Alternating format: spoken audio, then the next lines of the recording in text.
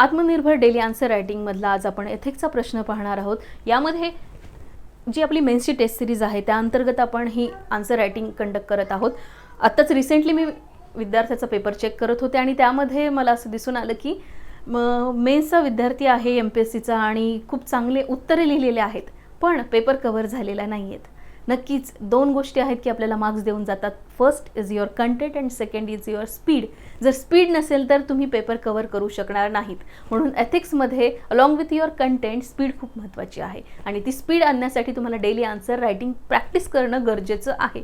आजचा प्रश्न हा आपला भावनिक बुद्धिमत्तेवरती आहे, ज्याला आपण इमोशनल इंटेलिजन्स असं म्हणतो. एक्झॅक्टली इमोशनल इंटेलिजन्स म्हणजे काय असा बेसिक प्रश्न आहे आणि सार्वजनिक सेवेमध्ये प्रभावी नेतृत्वासाठी याचे किती महत्त्व आहे हे आपल्याला विशद करायचं आहे. 10 मार्क्सचा प्रश्न आहे आणि 150 शब्दांमध्ये हा प्रश्न लिहायचा आहे. UPSC मध्ये हा प्रश्न विचारलेला आहे आणि खूप जास्त शक्यता आहे MPSC मध्ये हा प्रश्न विचारला जाणार आहे directly as it is. Okay, तर आपण प्रस्तावना करताना उत्तराची इमोशनल इंटेलिजन्स म्हणजे काय आपल्याला अशा व्याख्येने आपण उत्तराची सुरुवात करू शकता. एक्झॅक्टली इमोशनल इंटेलिजन्स म्हणजे काय, तर ज्यावेळेस स्वतःच्या भावना समजून घेत असताना दुसऱ्यांच्या भावनांना पण समजून घेणं, एवढी बेसिक डेफिनेशन इमोशनल इंटेलिजन्सची आहे. E इमोशनल इंटेलिजन्सचं लक्षात कसं ठेवायचं याचं एक सोपं आपण ट्रिक पाहूयात. Emotional intelligence EI H+H.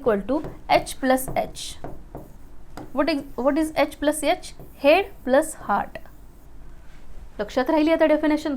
EI H+H head plus heart. म्हणजे ज्यावेळेस एखाद्या व्यक्तीला निर्णय घ्यायचे असतात तर त्यावेळेस ती व्यक्ती स्वतःचं डोकं आणि स्वतःचा आवाज ऐकून निर्णयापर्यंत पोहोचते.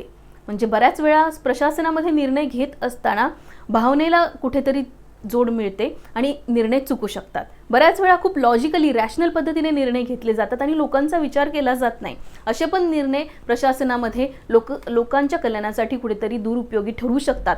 म्हणून प्रशासकीय अधिकाऱ्याकडे इमोशनल इंटेलिजन्स असणं गरजेचं आहे.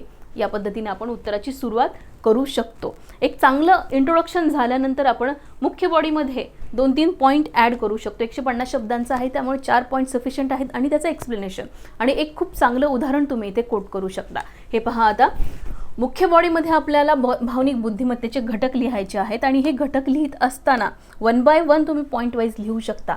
सर्वात पहिल्यांदा स्वची जाणीव असणं, सेल्फ अवेअरनेस असणं गरजेचं आहे. कारण जो व्यक्ती स्वतःच्या इमोशन्स, ज्याला स्वतःच्या भावना माहीत असतील, नक्कीच तो दुसऱ्यांच्या भावनांचं रेग्युलेशन किंवा दुसऱ्यांच्या भावनांना समजून घेऊ शकतो. ऑब्वियस आहे. यानंतर दुसरी महत्त्वाची गोष्ट स्वनियंत्रण, सेल्फ रेग्युलेशन. भावनांवर नियंत्रण ठेवणे, भावनांच्या भरात वाहून न जाणे, थोडक्यात याला आपण असं म्हणू शकतो. आणि सहानुभूती, एम्पथी हा कीवर्ड तुम्ही नेहमी यूज करू शकता आन्सरमध्ये. वेटेज देतो आन्सरला एम्पथी किंवा ज्याला आपण सहानुभूती नेहमी वापरायचा नाही आहे. सिम्पथी आणि एम्पथीमध्ये एकच फरक आहे. एम्पथीमध्ये आपण दुसऱ्यांच्या जागी स्वतःला ठेवतो आणि त्यांचं सांत्वन करू शकतो. ओके, आणि सामाजिक कौशल्य खूप महत्त्वाचं आहे. हे स्किल लक्षात ठेवा. हे स्किल तुम्ही पहिल्यांदा पण लिहू शकता, कारण या सोशल स्किलमध्ये तुम्ही इतरांशी कसा संवाद साधता आणि त्यांचे रिलेशन तुम्ही इस्टॅब्लिश कसे करता हे खूप गरजेचं आहे. या पद्धतीने तुम्ही हे 4 पॉईंट लिहू शकता. नक्कीच तुम्हाला एक्झामिनर चांगले मार्क्स देऊन जातो. आणि सर्वात महत्त्वाचं मोटिवेशन, प्रेरणा, अंतरप्रेरणा प्रत्येकाला गरजेची असते आणि हीच आपल्याला कार्यप्रणाव ठेवते. या पद्धतीने मेन बॉडी लिहू शकता. आय होप तुम्हाला व्यवस्थित मुद्दे कळलेले आहेत. एखादा मुद्दा तुम्ही तुमचा ॲड करू शकता आणि अलॉंग विथ एक्झाम्पलला विसरायचं नाही आहे.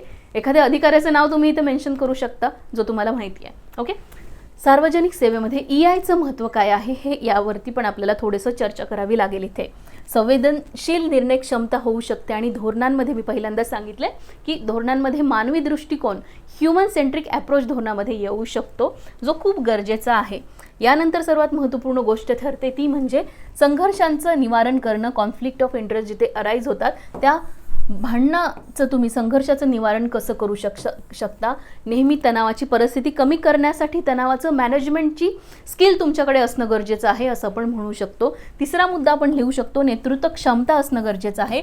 कर्मचाऱ्यांना प्रेरणा द्यावी लागते, त्यांचा विश्वास जतन करावा लागतो आणि नेहमी कार्यप्रणाव आपल्याला ठेवावं लागतं. म्हणजे जी सिस्टम आहे त्याला प्रेरणा देऊन तुम्ही त्याच्याकडून काम कसं करून घेता येईल यावरती इमोशनल इंटेलिजन्स हा महत्त्वाचा घटक ठरू शकतो असं आपण म्हणू शकतो.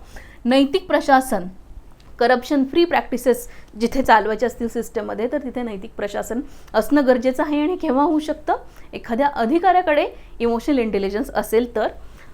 लोकसहभाग, अल्टिमेट एम काय आहे आपलं, जनतेचा विश्वास वाढवायचा आहे. प्रत्येक आन्सरमध्ये हे वाक्य आलंच पाहिजे, कारण अल्टिमेटली आपल्याला लोकांचा विश्वास प्रशासनाप्रती वाढवायचा आहे. आणि ही ड्युटी कुणाची आहे, that is the duty of the officer, की त्याने जनतेचा विश्वास जिंकायला हवा, संपादन करायला हवा आणि प्रशासनामध्ये कार्य करायला हवं. या पद्धतीने एक छान चांगलं उत्तर तुम्ही लिहू शकता. किती टोटल 5 आणि 5 10 पॉईंट आपण इथे कव्हर केलेले आहेत. जनरल आन्सर लिहायचं नाही आहे, नुसतं इमोशनल इंटेलिजन्स म्हणजे काय वगैरे असे मार्क्स मिळणार आहेत. आय होप मी खूप चांगल्या पद्धतीने तुम्हाला इथे मुद्दे दिलेले आहेत. आणि निष्कर्षावरती ज्यावेळेस तुम्ही येतात, चांगला निष्कर्ष लिहिणं खरंच खूप गरजेचं आहे. आता मी रिसेंटली पेपर चेक करत होते, उत्तर चांगले लिहितायत तुम्ही. नेक्स्ट टाईम आता मी आन्सर रायटिंगमध्ये विद्यार्थ्यांचे आन्सर तुम्हाला डिरेक्टली घेऊन येणार आहे. ओके, आणि ते आन्सर आपण इव्हॅल्युएट करणार आहोत डिरेक्टली. त्यामुळे तुम्हाला अंदाज येईल की तुम्हाला कसं आन्सर लिहायचं आहे. ओके, ठीक आहे. तर आता पाहूयात. निष्कर्षामध्ये आपण लिहू शकतो, भावनिक बुद्धिमत्ता ही प्रशासनातील 3 पॉईंट आपण इथे कव्हर करत आहोत. कोणकोणते? नैतिक, प्रशासनाला नैतिकतेच्या दृष्टिकोनात घेऊन जाते आणि लोकसहभाग वाढवते इथे आपण म्हणू शकतो. तसेच काय होऊ शकतं, तर प्रभावी लोकसेवकासाठी इमोशनल इंटेलिजन्स हा ऐच्छिक नव्हे तर अनिवार्य आहे. म्हणजे कंपल्सरी आहे इमोशनल इंटेलिजन्स अधिकाऱ्याकडे असणं. या पद्धतीने लिहू शकता तुम्ही एक चांगलं उत्तर. आय होप हे उत्तर तुम्हाला व्यवस्थितपणे समजलं असेल. काही डाऊट, काही प्रतिक्रिया तुमच्या असतील तर मला कमेंट सेक्शनमध्ये कमेंट करा. ही आपली सिरीज कंटिन्यू सुरू आहे. यासोबतच तुम्ही आन्सर रायटिंगची प्रॅक्टिस डेली चालू राहू द्या. धन्यवाद.